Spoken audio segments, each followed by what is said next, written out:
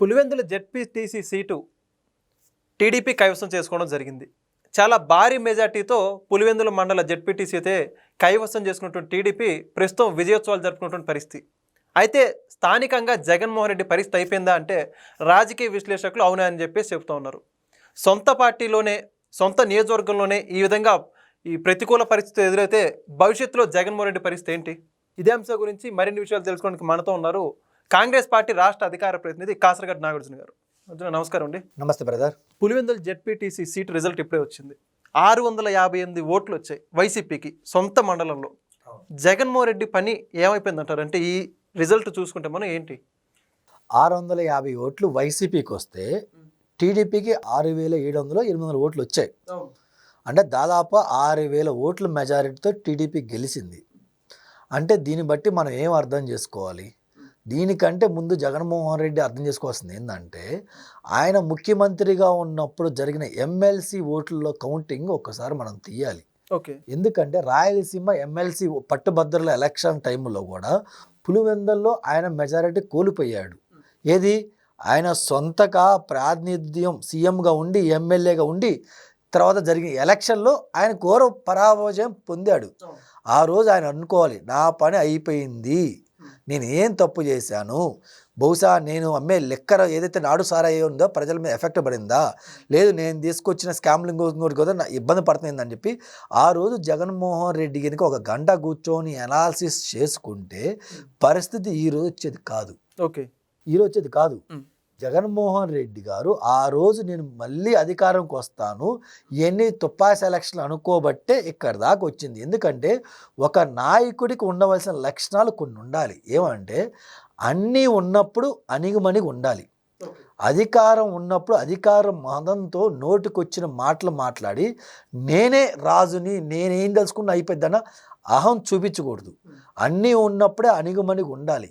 ఏవి లేనప్పుడు తన కార్యకర్తలకు కానీ పార్టీకి కానీ క్యాడర్ కానీ భరోసా ఇస్తా మనం అలా ముందుకెళ్దామని చెప్పి దిశానిర్దేశం చేస్తా ముందుకెళ్ళాలి. ఒక లీడర్కి ఉండాల్సిన మొదటి లక్షణాలే ఈ రెండు. ఓకే. మరి జగన్మోహన్ రెడ్డి గారికి గతంలో 2019 to 24 అధికారంలో ఉన్నప్పుడు కళ్ళు నెత్తికెక్కినాయి, మదం నెత్తికెక్కి ఏం చేసినా చెల్లిద్దనే విధంగా ఆయన పరిపాలన చేశాడు. చేయబట్టే ప్రజలు ఆయన ముఖ్యమంత్రిగా ఉన్నప్పుడే గ్రాడ్యుయేట్ ఎలక్షన్లో ఆయన తీసుకెళ్ళి బండకేసి కొట్టారు. ఆ తర్వాత జరిగిన ఎలక్షన్లో 11 సీట్లు పరిమితం చేశాడు. ఆ తర్వాత ఆయన ఏం చేయాలి, రియలైజ్ కావాలి, నేను ఇంత ఘోర ప్రవాహజయంకి ఓడిపోయాను కదా, నాకు 11 సీట్లు వచ్చినాయి కదా, తప్పు యాడ్ జరిగిందని చెప్పి ఆయన ఒక్కసారి రీచెక్ చేసుకోవాల్సింది. పోయి ఆయన ఏమన్నాడు ప్రెస్ మీట్ పెట్టి, నేను ఎంతో మంచి చేశాను, ప్రజలు నన్ను వెన్నుపోటు పొడిచారు, ప్రజలు నన్ను మోసం చేశారు, నా దగ్గర పథకాలు డబ్బులు తీసుకొని కూడా నాకు ఓటేలేదని జగన్మోహన్ రెడ్డికి చెప్పడం జరిగింది. జనాలు కూడా దాన్ని సీరియస్ తీసుకున్నారు. ఓకే. జనాలు దేనికి బ్రదర్, పులివెందుల ప్రజలే సీరియస్ తీసుకున్నారు. ఎవరి డబ్బులు ఎవరికి పంచావు, మా డబ్బులు మాకు పంచావు, మాకు పంచు సగం దొబ్బేసావు, నువ్వు పంచి డబ్బుల్లో కూడా సగం మధ్యపాలన నుంచి తీసుకున్నావు కదా అని ప్రజలు గమనించారు. కాబట్టే ఇతను ఓడిపోయినప్పుడు ఇతని దగ్గర నాయకత్వ లక్షణాలు లేవు. నాయకత్వ లక్షణాలు ఉండాలంటే నువ్వు ఓడిపోయినప్పుడు నీ క్యాడర్ కోసం నువ్వు నిలబడాలి. జగన్ 2.0లో నువ్వేం చెప్పావు, కార్యకర్తలు ఎవరైతే ఉన్నారో వాళ్ళకి నేను అన్నదండగా నిలబడతాను, వాళ్ళకి ఏం జరిగినా నేను ముందుంటాను అన్నావు కదా. నీ పులివెందుల్లో ఎలక్షన్ జరుగుతుంటే, నీ పులివెందుల్లో జడ్పీటీసీ ఓటీగా 2 నామినేషన్లు ఇద్దరు నీ పార్టీ నుంచి అభ్యర్థులు పోటీ చేస్తుంటే అధికారం టీడీపీ ఉంది. అలాగే టీడీపీ ఎమ్మెల్యేలు కానీ ఎమ్మెల్సీలు కానీ మినిస్టర్లు కానీ నీ యొక్క పులివెందులో తిట్టేసుకొని క్లస్టర్ల వైజ్ వాళ్ళు డివైడ్ చేసుకొని ఇన్ఛార్జ్ చేసుకొని దగ్గరుండి వాళ్ళ యొక్క కార్యకర్తలకు భరోసా నింపుతా, ప్రజలకి భరోసా నింపుతా నిలబడ్డా. ఎవరైతే జడ్పీటీసీ అభ్యర్థి నిలబడ్డారో వాళ్ళ కోసం ఇంటింటికి దీనికి ప్రచారం చేస్తున్నారు కదా. మరి నువ్వు నీ కార్యకర్తల కోసం నువ్వెందుకు నిలబడలా? 30-40 సంవత్సరాలు నీ కుటుంబానికి అండదండగా నిలబడ్డ పులివెందుల్లో వాళ్ళకి ఈరోజు నీ అవసరం వస్తే నువ్వెందుకు నిలబడలా? ఎందుకు పారిపోయావు? నీ మీద కేసులు పెడతారనా, లేదా ఉంటే ₹1 డబ్బులు ఖర్చు పెట్టాల్సి వచ్చిద్దనా, దేనికి నువ్వు పారిపోయావు? 2 కారణాలు. ఒకటి, కార్యకర్తలు అంటే నీకు లెక్కలేనితనం. వాళ్ళు ఏమైపోతే నాకెందుకు, నేను ఎమ్మెల్యేగా ఉండాలి, నేను అపోజిషన్ లీడర్గా ఉండాలి, నేను ముఖ్యమంత్రిగా ఉండాలి, నేను కోట్లు సంపాదించుకోవాలి, ఒక్క ఆశ తప్పించి నీ కార్యకర్తలకి ఏ రోజున నువ్వేం చేసావు? తెలుగుదేశం పార్టీలాగా నువ్వు ఇన్సూరెన్స్ సభ్యత్వం పెట్టావా? వాళ్ళలాగా ఎన్టీఆర్ స్కూల్స్ పెట్టావా? వాళ్ళకి ఎన్టీఆర్ ట్రస్ట్ పెట్టి ప్రజలకి సేవ చేస్తున్నారు కదా, పార్టీలు ఏమన్నా జరిగిన ఏమన్నా ఇదే నువ్వేమైనా చేస్తున్నావు అలాగా, నువ్వెందుకు చేయలేకపోతున్నావు అలా అంటే కార్యకర్తల్ని జగన్మోహన్ రెడ్డి అనే వ్యక్తి గాలికి వదిలేశాడు. అదొకటి. రెండో భయం ఏంటంటే నేను మళ్ళీ గనక ఆ ప్రచారానికి కనుక వెళ్ళి జడ్పీటీసీలు ఊరూరో తిరిగి గనక వాళ్ళకి ప్రచారం చేసినట్లయితే ఓడిపోతే నా రిప్యుటేషన్ పోయిద్ది. రేపు పొద్దున ఏమంటారు, సాక్షాత్తు జగన్మోహన్ రెడ్డి వచ్చి ప్రచారం చేసినా కానీ పులివెందుల ఎలక్షన్లు ఓడిపోయారని చెప్పి వచ్చిద్ది. ఇన్నాళ్ళు వాళ్ళు గాలి ఏదైతే ఒక బుడగుందో బుడకి గాలి కట్టి పైకి వదిలారు, అది ఈరోజు పేలిపోయింది. జగన్మోహన్ రెడ్డి అనే వ్యక్తి లీడరే కాదు, ఐపాక్ అని ఒక సంస్థను తీసుకొచ్చుకొని పబ్లిసిటీ చేసుకొని ఒక ఈవెంట్ మేనేజ్మెంట్ లాగా ఒక లీడర్ లాగా ఆయన గాలికి ఎత్తి పైకి ఎత్తారు. ఈరోజు అది పగిలిపోయింది. ఏం చేయాలో అర్థం కావట్లేదు జనాలకి. సో ఆయన చేసిన తప్పులు ఈ యొక్క తప్పులు బ్రదర్. ఓకే, అయితే ఇప్పటికే దీని మీద జగన్మోహన్ రెడ్డి గారు ప్రెస్ మీట్ పెట్టారు నిన్న రోజున. మరి ఇప్పుడు రిజల్ట్ అయితే రావడం జరిగింది. ఇప్పుడు మళ్ళీ ఏమన్నా మాట్లాడే పరిస్థితులు ఉంటాయంటారు మరి రిజల్ట్ చూశాక? ఇప్పుడు మీరు సాక్షి ఛానల్ చూసారా? నేను అన్ని న్యూస్ ఛానల్ చూసా. ప్రతి న్యూస్ ఛానల్లో పులివెందుల గురించే మాట్లాడుతున్నారు. పులివెందులు ఎంత మెజారిటీ వచ్చిందో మాట్లాడతారు.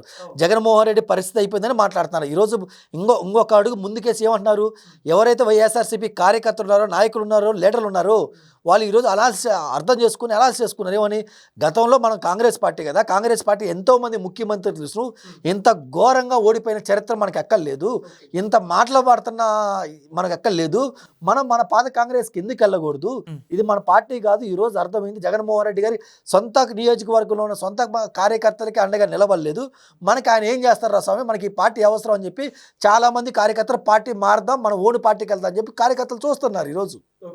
అదే జరుగుతుంది.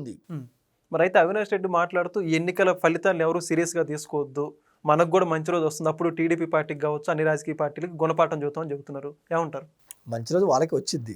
ఎక్కడ వచ్చింది అది కూడా చెప్పాలి కదా. పులివెందుల్లో వచ్చిందా లేదంటే శ్రీకృష్ణుడు జన్మస్థానంలో వచ్చిందా, ఎక్కడ వచ్చిందో మంచి రోజులు చెప్పాలి కదా.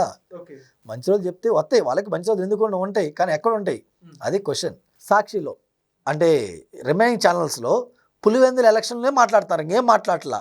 మరి సాక్షిలో ఏం మాట్లాడుతున్నారు, అమరావతిలో వర్షం పడుతుంది, రైతులు పొలాలు మునిగిపోయాయి, మునక్కాడ కర్రీ ఎలా చేయాలి, కర్రీలో ఎంత పసుపు వేయాలి, ఎంత ఉప్పు వేయాలి, ఏం వేస్తే బాగుందని చెప్పి రెసిపీలు చూపించుకున్నారు ఈరోజు సాక్షిలో. నువ్వు పులివెందుల రిజల్ట్ ఎందుకు చూపించట్లా? చూపించాలి కదా. పులివెందుల ఈరోజు పగిలిపోయింది, బేట్లు ఎరిపోయాయి, పులివెందుల పులి కాదు మనోడు, పులివెందుల పిల్లి అని చెప్పి ఈరోజు నీ సాక్షిలో చెప్పాలి కదా. ఎందుకు చెప్పట్లా నీ సాక్షిలో ఆ రిజల్ట్ ఎందుకు చూపించట్లా? 2 జడ్పీటీసీలకి ఏం మునిగిపోవు సార్, సీఎంలు ఏం మారిపోరు, ఎమ్మెల్యేలు మారిపోరు, మినిస్టర్లు ఏం మారిపోరు, 2 జడ్పీటీసీలు పోయేదేంది వచ్చేదేంది. కానీ జగన్మోహన్ రెడ్డి గారు ఎంత వీక్ ఉన్నారో ఏంటో ప్రజలకి ఈరోజు అర్థమైంది. అంటే ఆఖరికి పులివెందుల ప్రజలు కూడా జగన్మోహన్ రెడ్డి గారు మా కొద్దురా స్వామి అని చేతులు పైకెత్తేశారు.